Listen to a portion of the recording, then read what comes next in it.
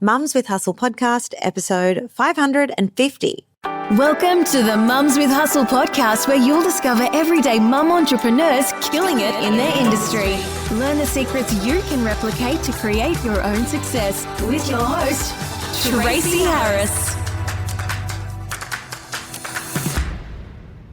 On the podcast today, I thought we need to have a little bit of a conversation about something that is so important and crucial to our mental well-being as not just entrepreneurs, but as humans. And that is the relationships that we have with other people. And I've been in business now for, basically 11 years, which is really cool.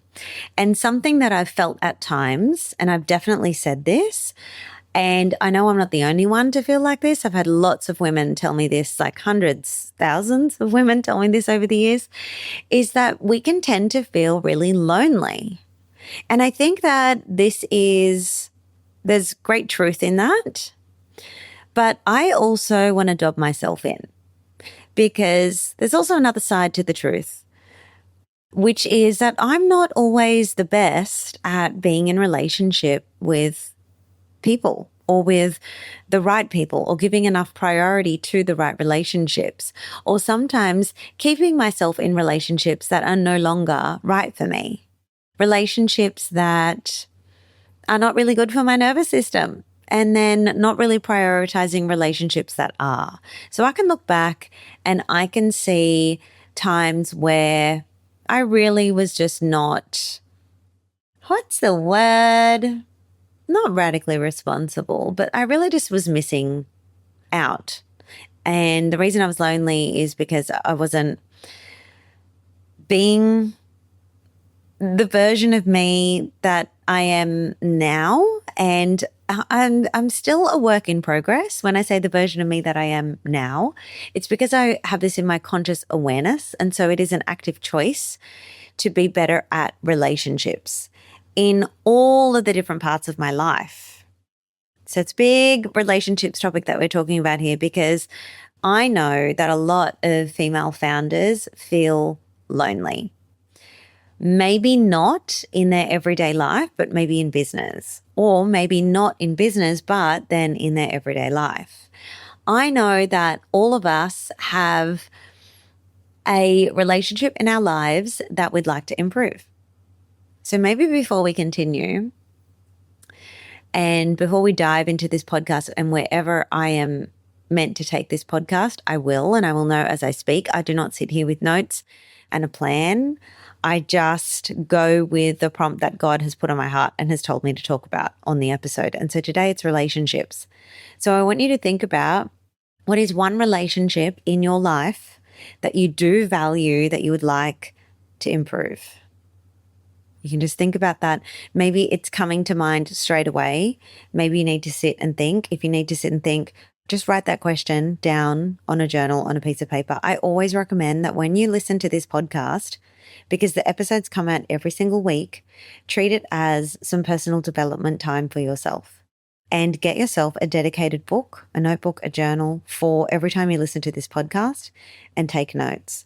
I can guarantee you that it's what you do with those notes that will go on to change the course of your life and your business, but only if you write them down. So that's your invitation, okay? Get something, make it be your time with Tracy, and you sit and you're going to open that. So what is one relationship that you have in your life that you'd really like to grow? Write that down, or write that person down.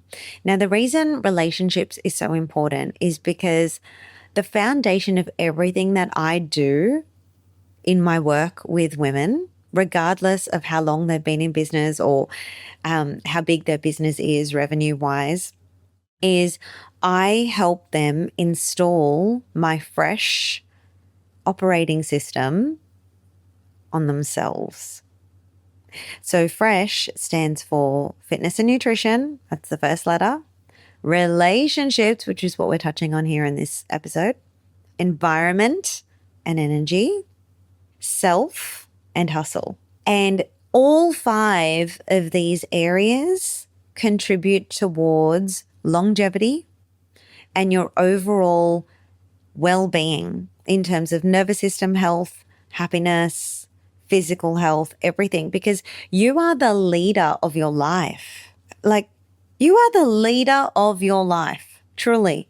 So even when I say that, like, how does that feel for you? Are you leading it well? Are you leading it responsibly? Are you leading it with grace? Are you leading it with gratitude? Are you leading your life with intention? So F.R.E.S.H is about bringing intention to every single one of those areas. So yesterday we're thinking about relationships. So I hope that you've written down the name of the person or that relationship that you would love to improve, because now that you've set that as an intention, you get to actively choose to do that. So coming back to the purpose of this episode, which is to make everybody realize that being in good relationship with the right people is a choice, and it is something that is going to have a cost. It's going to cost you something. A lot of people on the internet lately are talking about, the cost of having friends, or the cost of being in a healthy marriage, or the cost of having a business network of friends. There's always a cost. There's a cost for everything negative and positive in our lives. And there's another saying on the internet, which is a bit trending at the moment. Maybe you've heard this, but it's the saying of everybody wants a village, but no one is prepared to be a villager. No one is prepared to be a villager.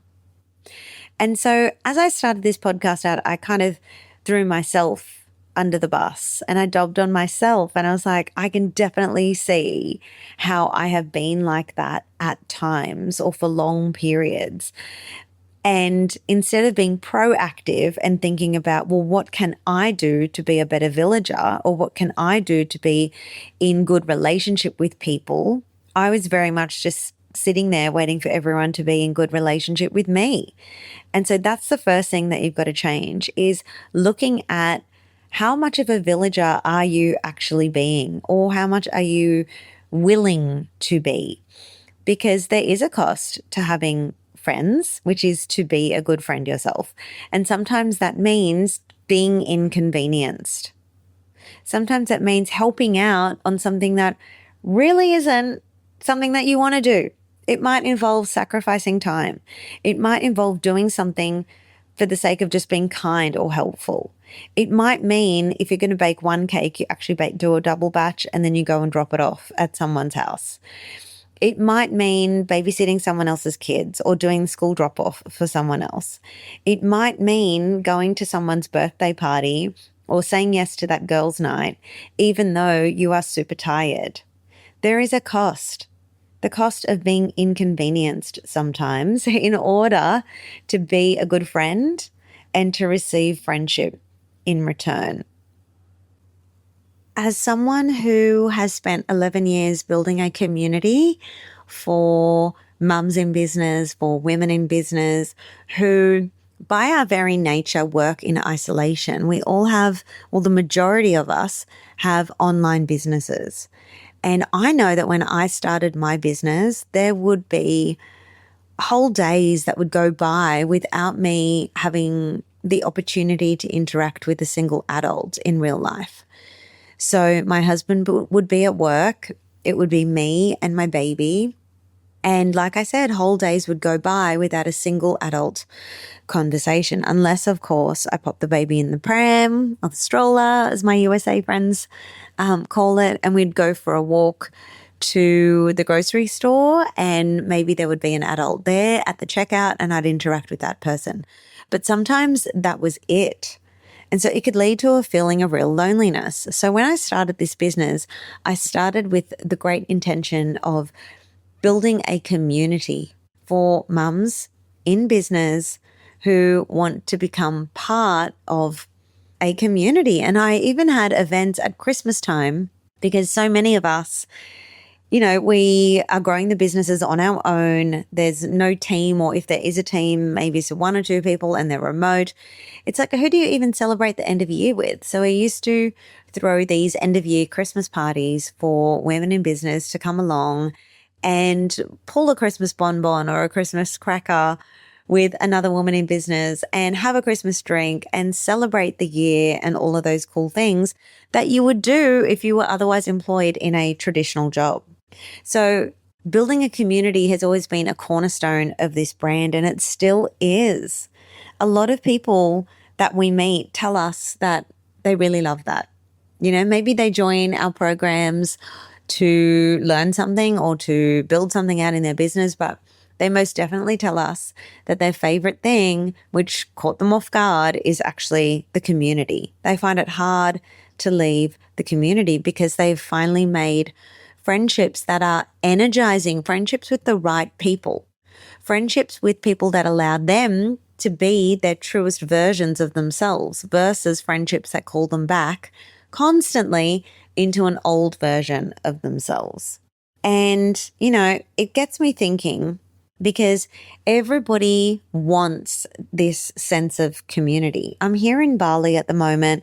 There's so many different communities that exist in all kinds of niches. There's running clubs, there's people doing other kinds of fitness activities, there's communities for artists and musicians and homeschoolers, and there's almost a community for everything. But a community is built by being generous with your time, with your talent and your gifts and what you're good at, and also with the things that you own, your gifts, your money, your resources. And it doesn't always feel easy to be part of a community, but it is deeply rewarding and satisfying, and it matters so much to our mental well-being.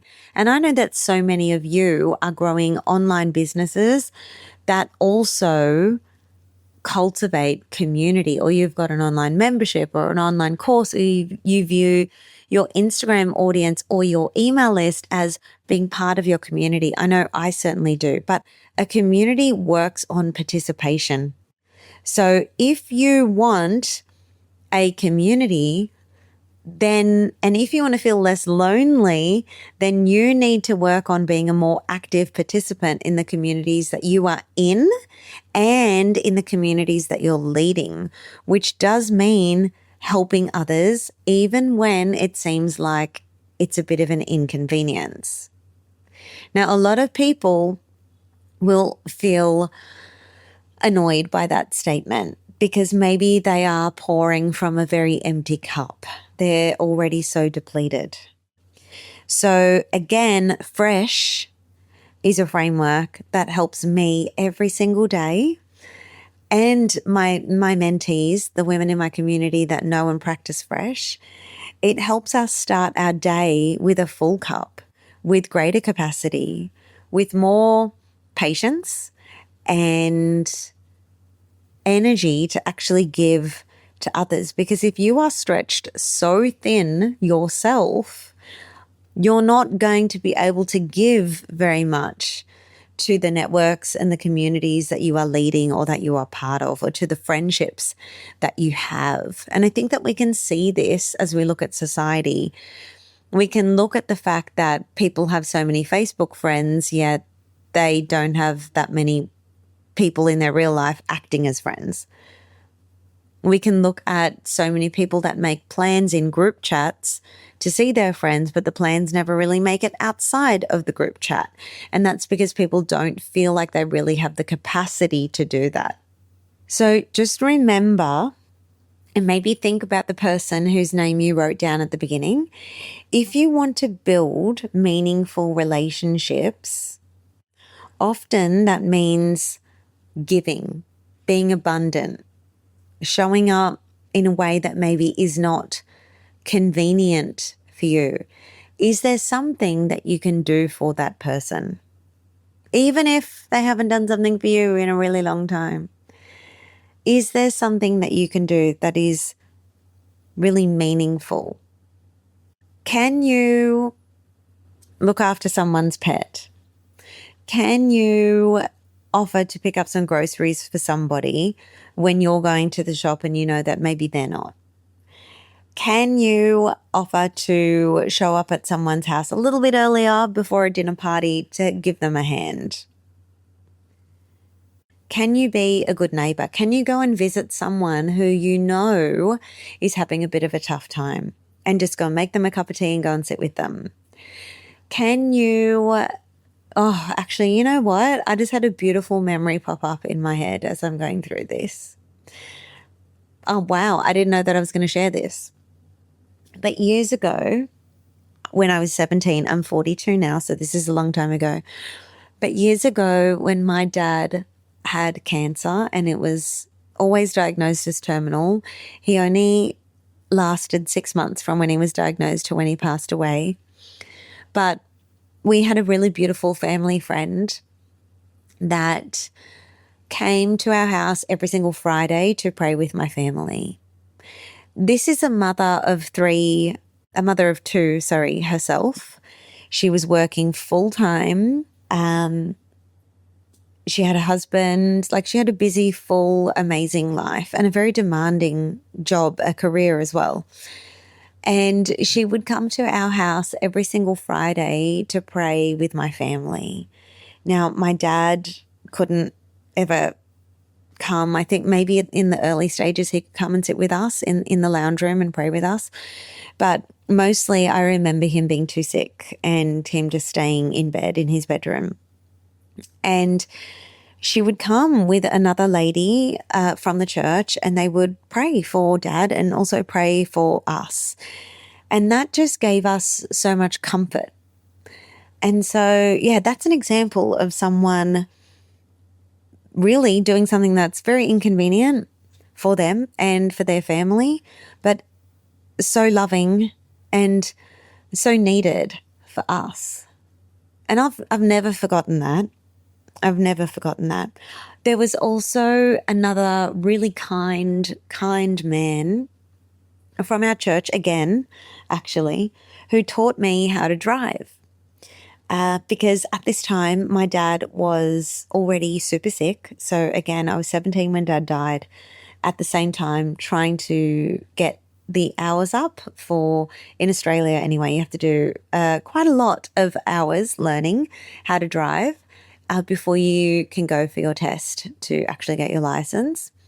But this man from our local church saw my mum and I arguing one time in a car park at the shopping centre, and he came to say hello, and here I was huffing and puffing as this 16, 17-year-old, just so angry at my mum, and she was angry at me.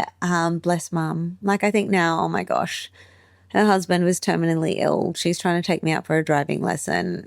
It's not going down well. Anyway, this guy sees us, he approaches, and he offers to take me on driving lessons every week. And he did.